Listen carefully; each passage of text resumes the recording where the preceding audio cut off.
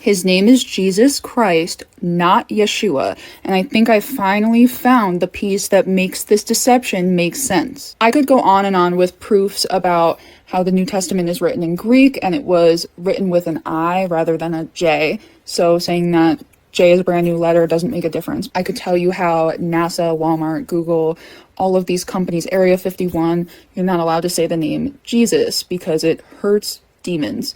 People freak out on the streets if you say Jesus. Modern rabbis are saying that their true Messiah is named Yeshua. You'll notice oftentimes when people get roped into the whole sacred name movement, they very quickly become extremely legalistic and then throw out the entire New Testament. I have had new Christians comment on my own posts asking how do they know if they're saved or something to that effect. And people will legitimately comment and say that being saved means knowing the true names, which are not the true names because they're not in the Bible. So I got this massive collection of the Apocrypha, ancient Jewish writings and like ancient history. And some of you guys might be familiar with the Sibylline oracles. There were these women that were prophesying and all of their prophecies have come true, okay? And what they prophesied about the signs and wonders of the Antichrist was that he would be able to bring the sun up and put the moon down and like things of that nature. Like he could control what was happening with the celestial bodies. So the first thought that comes to my mind is this might happen after the 3 days of darkness. That might be why the whole world starts following the anti. But then it occurred to me, Joshua. So they all love to say that Yeshua means Joshua.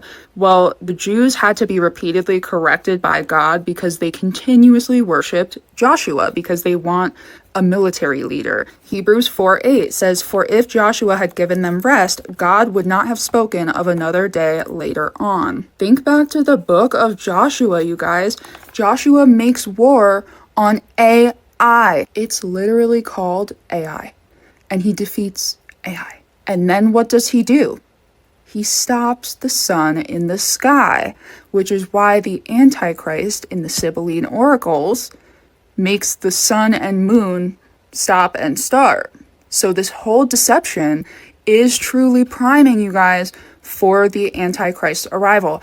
I've been saying this, but I never put the pieces together. My discernment did, but I consciously didn't know what was happening. So because they've always had a problem with worshiping Joshua and trying to make him their savior, now the Antichrist is going to come back as Yeshua or Joshua and mimic the exact same thing that Joshua did in the Old Testament. He's going to war on AI and bring about the sun and the moon, likely in the days of darkness, I think. Let's stop making demons comfortable. Let's stop following Jewish myths. Titus 1 says, "Therefore rebuke them sharply, that they may be sound in the faith, not devoting themselves to Jewish myths and the commands of people who turn away from the truth." I'm not here to argue or offend. I will not be responding to arguments in the comments.